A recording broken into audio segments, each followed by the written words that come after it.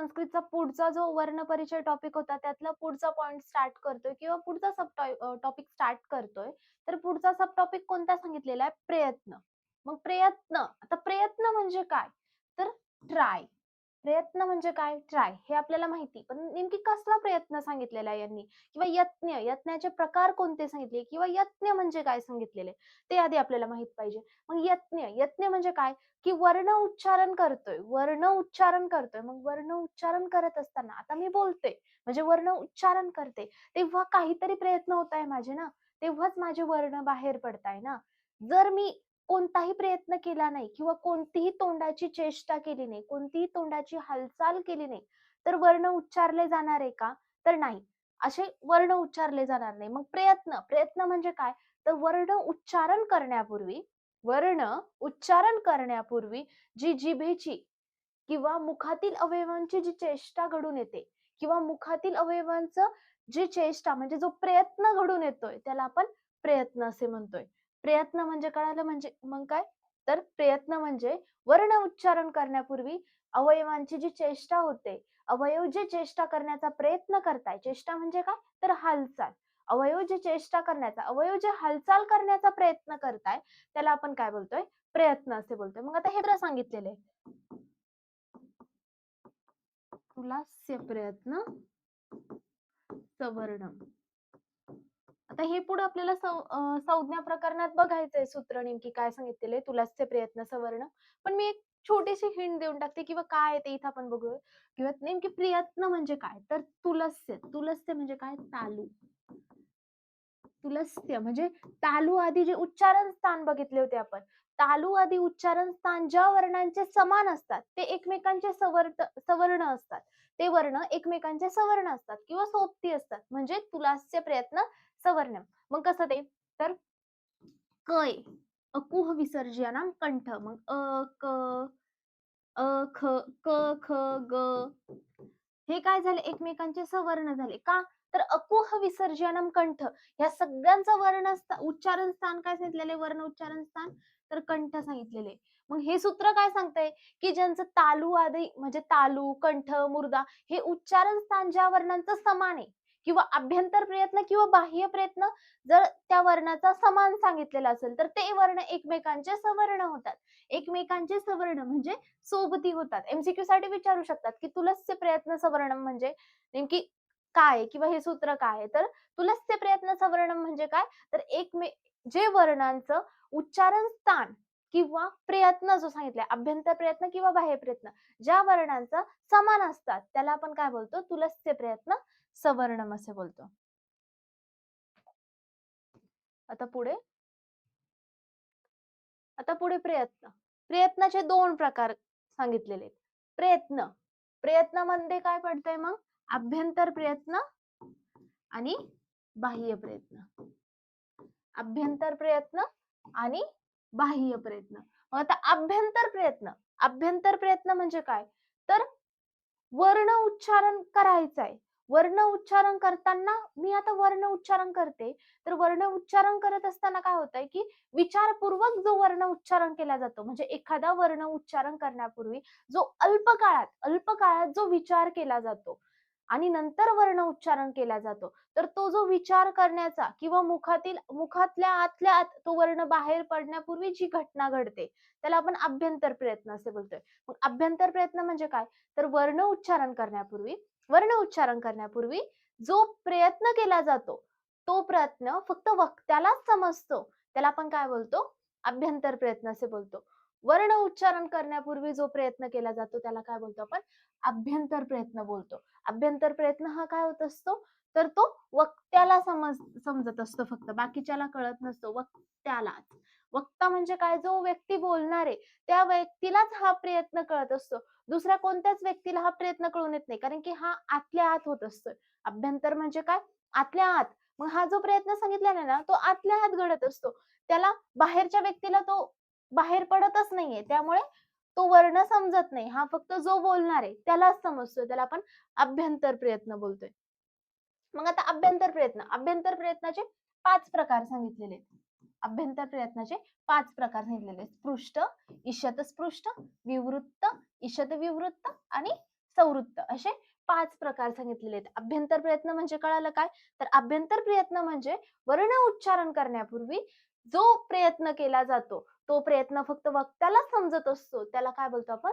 अभ्यंतर प्रयत्न असे बोलतो. आता मी हे एक वाक्य 4-4 वेळेस का रिपीट करते? तर हे लेक्चर संपेपर्यंत तुम्हाला ते वाक्य लर्न झालं पाहिजे. कुठेतरी तुमच्या माइंडमध्ये प्रत्येक वेळेस रिकॉल झालं पाहिजे. त्यामुळे मी शिकवत असताना काय करते, एक वाक्य 3 ते 4 वेळेस रिपीट करत असते.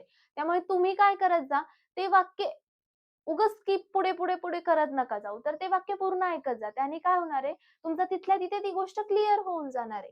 तर अभ्यंतर प्रयत्न. मग आता स्पृष्ट. स्पृष्ट म्हणजे काय? स्पर्श. स्पृष्ट म्हणजे काय? स्पर्श. मग एखादा वर्ण उच्चारण करतोय आपण, तेव्हा आपली जीभ काय करते, मुखातील जे ताळू, मूर्धा, स्थानं सांगितलेले आहेत ना, त्यांना एकदम घनिष्ठ स्पर्श करत असते. स्पर्श कसा होतो इथं? घनिष्ठ. म्हणजे थोडक्यात पूर्ण स्पर्श होतोय. पूर्ण स्पर्श होतोय. स्पृष्टमध्ये काय होतंय? वर्ण उच्चारण करत असताना आपली जीभ मुखातील अवयवांना घनिष्ठ स्पर्श करत असते. घनिष्ठ स्पर्श करते. त्यामुळे त्याला काय बोलतो आपण? स्पृष्ट असे बोलतोय. मग स्पृष्ट म्हणजे काय? स्पर्श. स्पर्शाचा खेळ होतोय सगळा. कसा होतोय स्पर्शाचा खेळ? तर जीभ काय करते? वर्ण उच्चारण करत असताना आतल्या मुखातील अवयवांना घनिष्ठ स्पर्श करते आणि त्यानंतर हा प्रयत्न घडून येतो. त्याला काय बोलतो आपण? स्पृष्ट प्रयत्न. आता पुढे ईषद स्पृष्ट. आता ईषद स्पृष्ट म्हणजे माहिती काय? तर एकदम हलका. एकदम हलकासा स्पर्श होत असतो. ईषद म्हणजे एकदम अल्प स्पर्श. म्हणजे जास्त घनिष्ठ स्पर्श नसतो. घनिष्ठ स्पर्श कोणात होतोय? स्पृष्टमध्ये होतोय. पण ईषद स्पृष्ट, ईषद स्पृष्ट, ईषद म्हणजे काय? हलका आणि स्पृष्ट म्हणजे स्पर्श. मग इथे काय होणार आहे? जिभेचा मुखातील अवयवांना हलकासा स्पर्श होणार आहे. इथे घनिष्ठ स्पर्श होणार आहे का? तर नाही. इथे काय होणार आहे? एकदम हलकासा प्रयत्न होणार आहे. त्याला आपण काय बोलतो? ईषद स्पृष्ट असे बोलतो. आता विवृत्त. आता विवृत्त. विवृत्त होणे म्हणजे काय माहिती का? विवृत्त होणे. विवृत्त म्हणजे उघडा. विवृत्त म्हणजे उघडा. मग हे वर्ण उच्चारण करत असताना काय करावं लागतं? आपलं जे मुख आहे ना, ते उघडावं लागतं. हे वर्ण उच्चारण करत असताना आपलं जे मुख सांगितलेलं आहे, ते उघडावं लागतं. म्हणून याला काय बोलतो आपण? विवृत्त. आता ईषद विवृत्त. ईषद म्हणजे इथे काय सांगितलं होतं? अल्प किंवा थोडासा, कमी प्रमाणात. तर मग इथे काय होतं? ईषद विवृत्त. ईषद विवृत्त म्हणजे काय? एकदम अल्प तोंड उघडावं लागतं. म्हणजे थोडंसं तोंड उघडावं लागतं हे वर्ण उच्चारण करत असताना. त्याला आपण काय बोलतोय? ईषद विवृत्त. त्यानंतर संवृत्त. संवृत्त म्हणजे काय? तोंड न उघडायचंच नाही. म्हणजे तोंड न उघडता पण आपण ते वर्ण म्हणजे तोंड म्हणजे एकदम अल्प, एकदम थोडंसं. संवृत्त म्हणजे एकदम नकळतपणे तोंड उघडलं जातं आणि ते जास्त मोठं तोंड उघडायची गरज नाही. विवृत्त वर्ण उच्चारण करत असताना काय करावं लागतंय? मोठं तोंड उघडावं लागतंय. पण संवृत्त वर्ण उच्चारण करत असताना काय करावं लागतं? की एकदम थोडंसं जे तोंड आहे ते उघडावं लागतं. त्याला आपण संवृत्त असे बोलतोय. मग हे काय बघितलं आपण? अभ्यंतर प्रयत्न. अभ्यंतर प्रयत्नाचे 5 प्रकार बघितले. स्पृष्ट, ईषद स्पृष्ट, विवृत्त, ईषद विवृत्त आणि संवृत्त. हे दोघं काय एकमेकांच्या ऑपोजिट. हे दोघं थोडेसे ऑपोजिट. आता अभ्यंतर प्रयत्न म्हणजे काय बघितलं आपण? की जो प्रयत्न मुखातील आतल्या आत होतोय, त्याला आपण अभ्यंतर प्रयत्न बोलतो. आता येऊयात बाह्य प्रयत्नाकडे. आता बाह्य प्रयत्न. बाह्य प्रयत्न म्हणजे काय? तर वर्ण उच्चारण करून जो बाहेर पडतोय. आता मी वर्ण उच्चारते. वर्ण उच्चार केल्यानंतर तो जो वर्ण बाहेर पडतोय, त्याला आपण बाह्य प्रयत्न बोलतोय. अभ्यंतर प्रयत्न म्हणजे काय झालं होतं, की ते आतल्या आत झालं होतं. बाह्य प्रयत्न म्हणजे काय? तर वर्ण उच्चारण करून ते बाहेर पडतोय वर्ण. त्याला आपण काय बोलतोय? बाह्य प्रयत्न बोलतोय. मग बाह्य प्रयत्नाचे काय सांगितलेले आहेत? 11 प्रकार सांगितलेले आहेत. बाह्य प्रयत्नाचे 11 प्रकार. कोणकोणते? विवार, संवार. विवार, संवार. इथं काय होतंय? कंठबिळाचा एका ठिकाणी विस्तार होतोय आणि एका ठिकाणी अवृत्त होतंय. त्यानंतर नाद. वर्ण उच्चारण करत असताना ते नाद स्वरूप होत आहेत. त्यानंतर घोष, अघोष. अल्पप्राण, महाप्राण. श्वास, उदात्त, अनुदात्त आणि स्वरित. हे सगळे 11 प्रकार सांगितले. आता या सगळ्यांचे जे डेफिनेशन्स आहेत त्या पुढे बघूयात आपण. इथपर्यंत सर्वांना कळालं? प्रयत्न. प्रयत्न म्हणजे काय? तर वर्ण उच्चारण करण्यासाठी ज्या चेष्टा केल्या जातात, त्याला आपण प्रयत्न असे बोलतोय. प्रयत्नाचे 2 प्रकार पडले. अभ्यंतर प्रयत्न, बाह्य प्रयत्न. अभ्यंतर प्रयत्नाचे 5 प्रकार पडतात. अभ्यंतर प्रयत्नाचे 5 प्रकार पडतात आणि बाह्य प्रयत्नाचे 11 प्रकार पडतात. एमसीक्यू जर एकदम इझी एमसीक्यू पडायचे एमसीक्यू जर विचारणार असेल तर कोणते विचारू शकतात? तर प्रयत्न. प्रयत्नाचे किती प्रकार पडतात? तर 2 अभ्यंतर आणि बाह्य. यांच्या अंडर पण विचारायचं असेल एकदम इझी एमसीक्यू तर अभ्यंतर जे प्रयत्न सांगितले त्याचे किती प्रकार पडतात किंवा बाह्य प्रयत्न जे सांगितले त्याचे किती प्रकार पडतात. हे इथे 3 MCQ जागेवर तयार झालेले आहेत. 3 MCQ काय झाले जागेवर तयार झालेले. त्यामुळे एकदम हा चॅप्टर करत असताना एकदम छोट्या छोट्या कॉन्सेप्ट घेऊन चॅप्टर करायचा पूर्ण.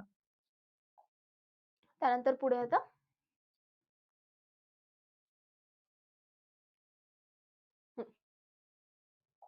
आता अभ्यंतर प्रयत्न बघूत. आता अभ्यंतर प्रयत्नाचे तुम्हाला डेफिनेशन्स मी सांगितलेले आहेत. नेमकी स्पृष्ट म्हणजे काय, ईषद स्पृष्ट म्हणजे काय, विवृत्त म्हणजे काय, ईषद विवृत्त म्हणजे काय.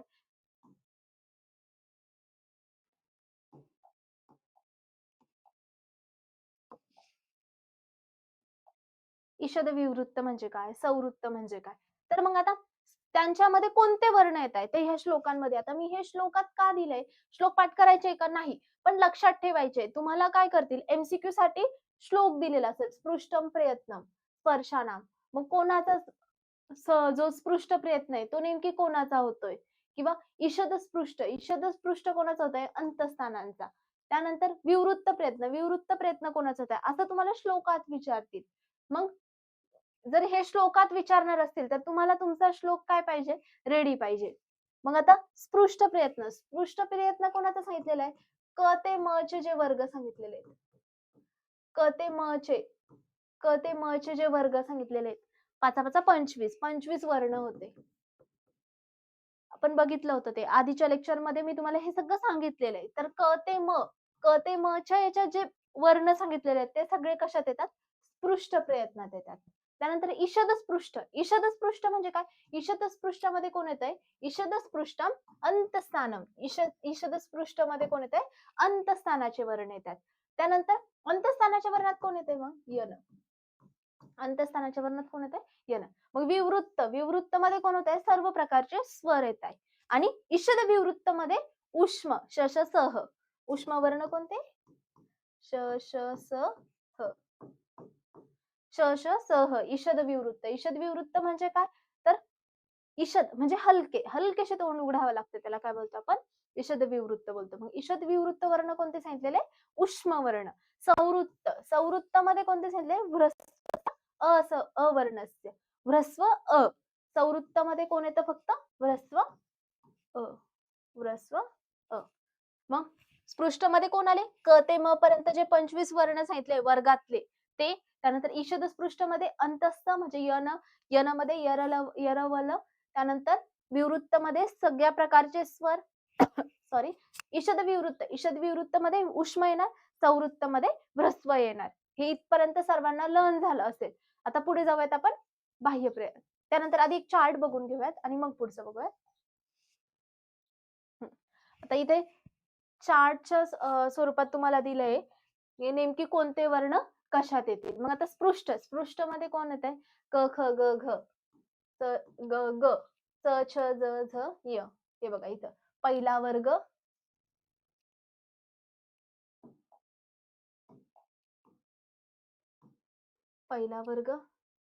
त्यानंतर हा दुसरा वर्ग, त्यानंतर ट ठ ड ढ न तिसरा वर्ग, त्यानंतर पुढे त थ द ध न पण आहे. त्यानंतर प फ ब भ म पाचवा वर्ग, प फ ब भ म. पहिला क ख ग घ ग.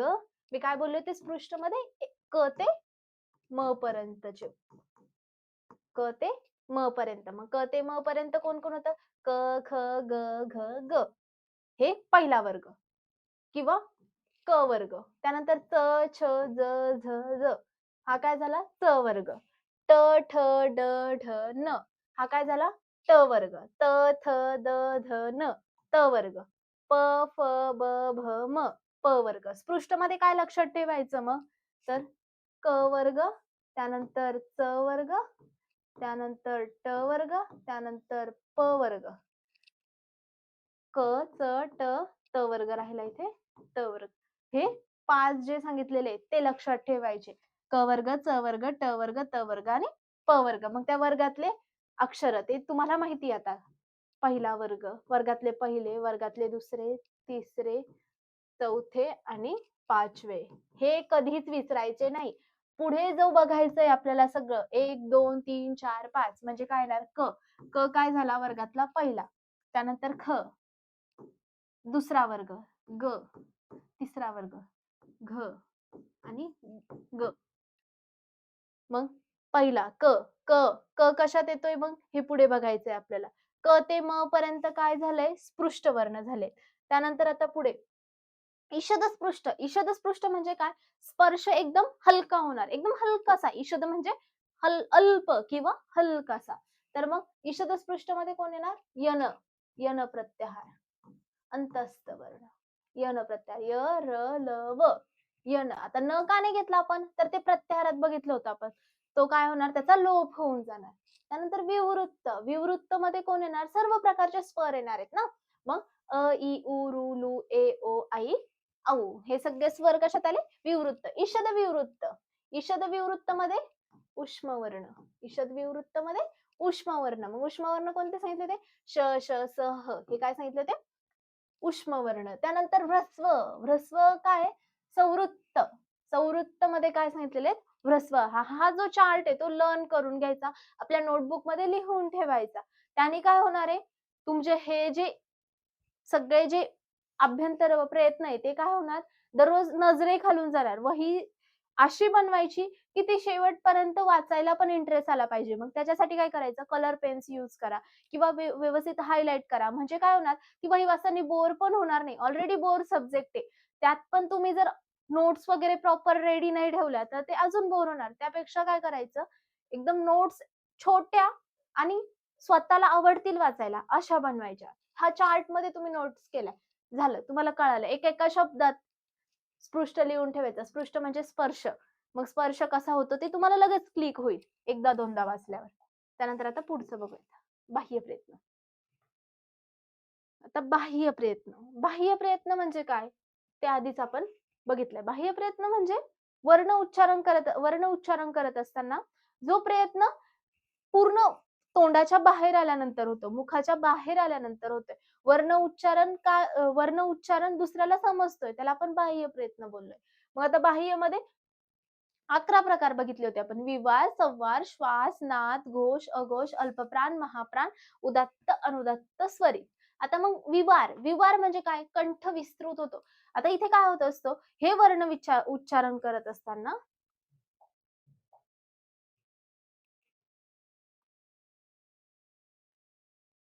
विवारमध्ये काय होतंय? वर्ण उच्चारण करत असताना कंठबिळाचा काय होत असतोय? विस्तार होत असतोय. म्हणजे कंठबिळ असा थोडासा थकला जातोय, विकास होतोय, विस्तार होतोय. म्हणजे कंठबिळ थोडासा फाकला जातोय. आपल्या मराठी भाषेत बोलायचं ठरलं तर मग ते काय झालं? विवार. मग विवारमध्ये कोणते वर्ण येणार ते पुढे आपण चार्ट स्वरूपात. त्यानंतर संवार. आता संवार. विवारच्या ऑपोजिट काय आहे? संवार. विवार म्हणजे काय? कंठबिळाचा विस्तार होत होता. इथे काय होणार? कंठबिळ संकुचित होणार. कंठबिळ संकुचित होणार. संवार वर्ण उच्चारताना कंठबिळ संकुचित होत आहे आणि विवार वर्ण उच्चारण करत असताना कंठबिळाचा विकास होतोय. मग त्यानंतर श्वास. श्वास म्हणजे काय? तर वर्ण उच्चारण करत असताना कंठातून हवा वेगाने बाहेर पडते. वेगाने बाहेर येते. कंठातून हवा काय होते? वर्ण उच्चारण करत असताना कंठातून हवा बाहेर पडते. वर्ण उच्चारण करत असताना कंठातून हवा वेगाने बाहेर पडते. त्याला काय बोलतो आपण? श्वास. त्यानंतर नाद. एखादा वर्ण उच्चारलाय तर तो काय होतोय? नाद स्वरूप घुमला जातोय किंवा नाद तयार होतोय त्याचा. नाद म्हणजे काय? नाद स्वरूप म्हणजे तुम्ही ऐकलेले असेल. नाद स्वरूप म्हणजे काय? नाद स्वरूप आवाज होतोय. त्याला काय बोलतो आपण? नाद. त्यानंतर घोष. वर्ण उच्चारण करत असताना काय होतंय? प्रतिध्वनी ऐकू येतोय. म्हणजे आपण वर्ण उच्चारला, तो वर्ण रिटर्न आपल्याला ऐकू येतोय. त्याला काय बोलतो आपण? प्रतिध्वनी. मग हे वर्ण उच्चारताना काय होतंय? घोष वर्ण उच्चारताना प्रतिध्वनी ऐकू येतोय. अघोष म्हणजे वर्ण उच्चारण करताना कोणत्याही प्रकारचा प्रतिध्वनी ऐकू येत नाही. नॉर्मल जसा वर्ण उच्चारतोय तसा. आपण एखाद्या रिकाम्या खोलीत गेलो. रिकाम्या खोलीत गेल्यावर काय होतंय? आवाज घुमला जातो. मग ते आवाज घुमला जातोय त्याला काय बोलणार आपण? घोष. तर त्यानंतर अल्पप्राण. अल्पप्राण. अल्पप्राण म्हणजे काय? तर वर्ण उच्चार करत असताना प्राणवायू जो सांगितलेला, ऑक्सिजन सांगितलेला, अल्पप्राण. प्राणवायू. प्राण म्हणजे काय? ऑक्सिजन. मग प्राणवायूचा जो उपयोग आहे तो कसा होणार? कमी उपयोग होणार, अल्प होणार. अल्पप्राण. प्राण म्हणजे प्राणवायू. वर्ण उच्चारण करत असताना अल्पप्राण म्हणजे अल्प प्राणवायूचा उपयोग होणार, त्याला आपण अल्प प्राण बोलणार. महाप्राण, महाप्राण प्राणवायूचा म्हणजे मोठ्या प्राणवायूचा उपयोग कसा होणार, मोठ्या प्रमाणात होणार, खूप जास्त प्रमाणात होणार, त्याला आपण महाप्राण बोलणार. वर्ण उच्चारण करताना वायूचा अधिक उपयोग होणार. त्यानंतर उदात्त, अनुदात्त आणि स्वरित. उदात्त, अनुदात्त आणि स्वरित हे तिघ कुठे वापरले जातात, तर वेदांमध्ये वापरले जातात. वेदांमध्ये म्हणजे वैदिक मंत्र उच्चार करायचे असतात बघा. एखाद्या लग्नात गेले तेव्हा ते तिथे मंत्र उच्चार करत असतात, तेव्हा काही वेळेस वरती जातात स्वर, म्हणजे त्यांचं बोलण्याचा त्यानंतर खाली येतात, काही जे पंडित लोक आहेत ते बोलत असतात ना, तेव्हा ते काय करत असतात, उदात्त, अनुदात्त आणि स्वरित म्हणजे एकदम फास्ट वरती जातात आणि एकदम खाली येतात वर्ण, तशी गंमत आहे ती. तर मग इथं काय होतं, उदात्त मध्ये तालु इत्यादी स्थानाच्या ऊर्ध्व भागातून उच्चारले जातात. उदात्त जे आहेत ना ते वरच्या भागातील अवयवांचा उपयोग करून उच्चारले जातात. त्यानंतर अनुदात्त, अनुदात्त म्हणजे काय, तर हे जे अनुदात्त आहे ना ते खालच्या भागातून उच्चारले जातात, ताळूच्या खालच्या भागातून उच्चारले जातात. त्यानंतर स्वरित, स्वरित म्हणजे काय, उदात्त आणि अनुदात्त ह्या दोघांचे मिळून. स्वरित म्हणजे उदात्त आणि अनुदात्त ह्या दोघांचं मिळून काय तयार होतंय, स्वरित. मग इथपर्यंत सर्वांना समजलं. संवार, विवार, विवार म्हणजे काय, तर कंठबियाचा काय होतोय, संकोच होतोय. त्यानंतर विवार, विवार म्हणजे काय, तर कंठबियाचा संवार, संवार म्हणजे कंठबियाचा विकास होतोय आणि संवार, संवार म्हणजे कंठबी संकोचित होतोय. त्यानंतर श्वास, वर्ण उच्चार करत असताना कंठातून श्वास वेगाने बाहेर पडते. त्यानंतर घोष, घोष त्यानंतर घोष, घोष म्हणजे काय, तर वर्ण उच्चारण करत असताना प्रतिध्वनी ऐकू येतोय. आणि अघोष, अ म्हणजे नाही, अ म्हणजे नाही, मग वर्ण उच्चारण करत असताना प्रतिध्वनी ऐकू येत नाही. त्यानंतर नाद, नाद म्हणजे काय, तो वर्ण नाद स्वरूप घुमला जातो, तो वर्ण नाद स्वरूप घुमला जातो. प्राण, महाप्राण, इथे काय होतंय, प्राणवायूचा उपयोग होतोय. अल्पप्राण म्हणजे प्राणवायू कमी लागतोय आणि महाप्राण म्हणजे प्राणवायू अधिक लागतोय. त्यानंतर उदात्त, अनुदात्त आणि स्वरित. उदात्त, अनुदात्त, स्वरित वर्ण उच्चारण करताना ताळू इत्यादीची स्थान सांगितले, त्यांच्या वरच्या भागाला ते वर्ण उच्चारले जातात आणि अनुदात्त मध्ये काय होतंय, खालच्या भागाला उच्चारले जातात. आणि स्वरित म्हणजे उदात्त आणि अनुदात्त दोघांचं मिळून. मग आता नेमकी यात वर्ण कोणकोणते येतात ते बघूयात आपण. आता विवार, श्वास, संवार, नाद, घोष, अल्पप्राण, महाप्राण, उदात्त, अनुदात्त, स्वरित. आता पहिल्यांदा आपण याच्यावर फोकस करायचा आहे. हे जे सांगितलेले आहेत ना, एवढ्यावर फोकस करायचा आहे फक्त. मग आता विवार, श्वास, पहिल्यांदा जोड्या लक्षात ठेवायच्या. विवार, श्वास, विवारच्या ऑपोजिट संवार. त्यानंतर नाद आणि घोष, नाद आणि घोष. विवार, श्वास, विवारच्या ऑपोजिट संवार लिहिलं, त्यानंतर नाद आणि घोष. आता विवार आणि श्वास, विवार आणि श्वास एका खाली एक लिहून ठेवलं ना, तर त्यांच्या याच्यात काय करायचं, वर्गातले पहिले आणि दुसरे वर्ण त्यांच्या अंडर येणार. वर्गातले पहिले आणि दुसरे वर्ण असं लक्षात ठेवायचं. वर्गातले पहिले आणि दुसरे वर्ण. मग पहिले वर्ण आणि दुसरे वर्ण कोणते येणार, क, ख, च, छ, ट, ठ, त, थ, प, फ आणि श, स, श. हे पण कशा अंडर येणार, विवार आणि श्वास. विवार आणि श्वासचे वर्ण जे सांगितलेले आहेत ते कसे सांगितलेले आहेत, सेम सांगितलेले आहेत, म्हणून ते दोघं लक्षात ठेवायचे. विवार आणि श्वास लक्षात ठेवलं, पहिला आणि दुसरा वर्ण लक्षात ठेवायचा वर्गातला. मग त्यात काय, क, ख, च, छ, ट, ठ, त, त, प, फ, श, श, स. त्यानंतर संवार, संवार, नाद आणि घोष. त्याच्या पुढे आता 1, 2 झालं, मग 3, 4, 5 ह्या इकडच्या 5 जोड्या लक्षात ठेवल्या आधी.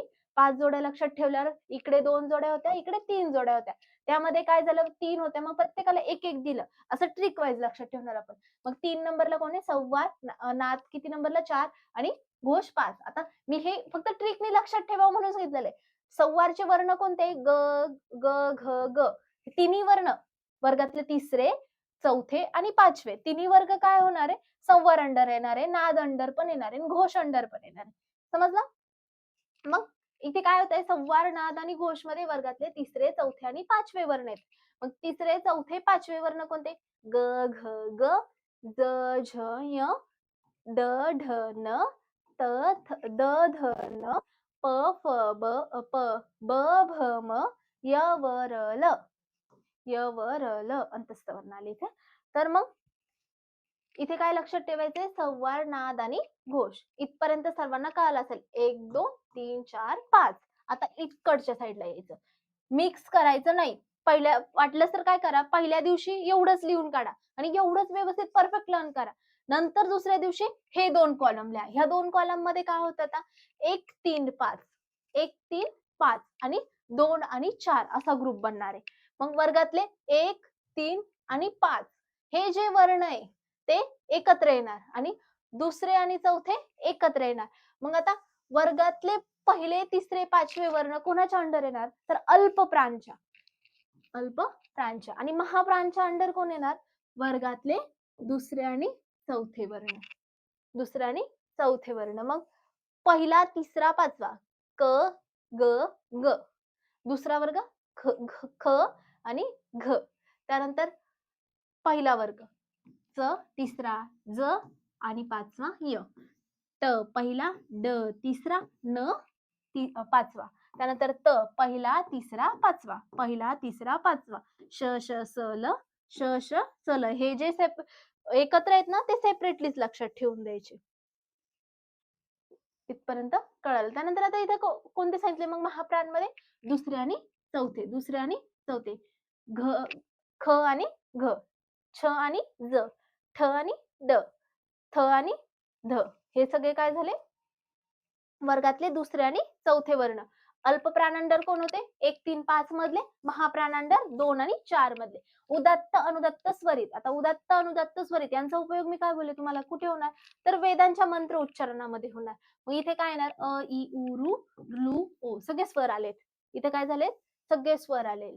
हा चार्ट जसा आहे ना तसा नोटबुक मध्ये काढून ठेवायचा. हा चार्ट, त्यानंतर आधीचा जो सांगितला होता अभ्यंतर प्रयत्नाचा, त्यानंतर आता हा बाह्य प्रयत्नाचा, हे जे दोन्ही चार्ट आहेत ना ते व्यवस्थित काढून ठेवायचे वहीत आणि हे एवढेच लर्न करायचे. एवढे लर्न केले ना तरी एमसीक्यू बऱ्यापैकी सॉल्व्ह होतात. कारण की एमसीक्यू ला काय हेच विचारणार, कन्फ्युजिंग काय आहे हेच आहे. मग हा हा हा वर्ण आहे तर हा वर्ण नेमकी कोणत्या याच्यात येणार? स्वर मध्ये येणार, घोष मध्ये येणार, स्वरित मध्ये येणार, घोष मध्ये येणार, नाद मध्ये येणार का संवार मध्ये येणार? मग ते एमसीक्यूचा आन्सर लिहायचं. हे त्यामुळे व्यवस्थित लर्न करून ठेवायचं. त्यानंतर आता पुढे बघूयात आपण.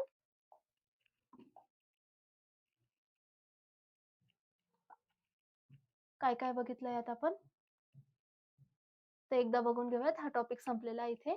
तर प्रयत्न प्रयत्न बघितलं होतं. प्रयत्न म्हणजे काय? तर जी चेष्टा केली जाते, वर्ण उच्चारण करण्यासाठी जी चेष्टा केली जाते, जो चेष्टा करण्याचा प्रयत्न केला जातो. चेष्टा म्हणजे काय? हालचाल केली जाते, मुखाची हालचाल केली जाते, त्याला प्रयत्न बोलतोय. बाह्य प्रयत्न, अभ्यंतर प्रयत्न. अभ्यंतर प्रयत्नात काय सांगितलेले? 5 प्रकार सांगितले. स्पृष्ट, ईषद स्पृष्ट, विवृत्त, ईषद विवृत्त आणि संवृत्त. त्यानंतर बाह्य प्रयत्न. बाह्य प्रयत्नामध्ये किती? 11 प्रकार सांगितलेले आहेत. हे नावं लक्षात ठेवायचे. विवार, संवार, नाद, घोष, त्यानंतर अघोष, श्वास खाली, त्यानंतर अल्पप्राण, महाप्राण, उदात्त, अनुदात्त आणि स्वरित. अशा 11. त्याच्या अंडर आपण काय काय होतं ते बघितलेले आहेत. आता ते तुम्ही व्यवस्थित लर्न करून ठेवा. आता आपलं हे प्रकरण हे झाल्यानंतर पूर्ण ह्या चॅप्टर नंतर पूर्ण संपतंय. त्यामुळे कंटिन्यू ह्या प्रकरणाला रिव्हिजन देत राहायचंय. 5 मार्क ह्या प्रकरणाचे कुठेच गेले पाहिजे नाही. पासिंग काढायची असेल तर एक मार्क महत्वाचा असतो. त्यामुळे मला हे येत नाहीये, हे खूप अवघड वाटतंय, खूप कन्फ्युजिंग वाटतंय, काही नाही. नाही जमलं तर आम्हाला विचारा, डाऊट तुमचा सॉल्व्ह केला जाईल WhatsApp थ्रू. Thank you.